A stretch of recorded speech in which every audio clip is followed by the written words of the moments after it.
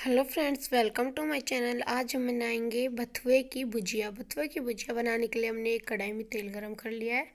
अब हम इसमें डालेंगे 2 कटे हुए प्याज डाल दिए हमने, और 2 कटी हुई हरी मिर्च डाल दी है। इनको एक चम्मच से मिक्स करेंगे। इनको थोड़ी देर हम भुनने देंगे।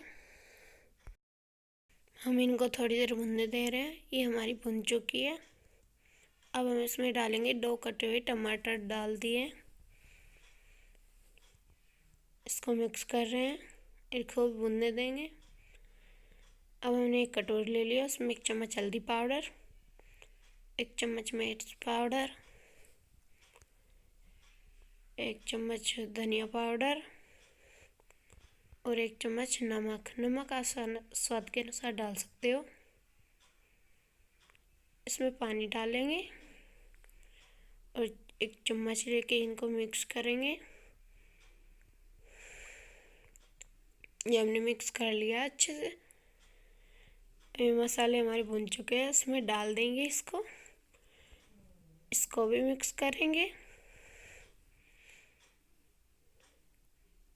ये हमारी भुन चुकी है। अब हम इसमें डालेंगे बथुआ। बथुआ हमने पहले से उबाल के रख रहा था। इसको मिक्स कर रहे हैं हम। ये हमारी अच्छे से मिक्स कर रहे हैं। इसको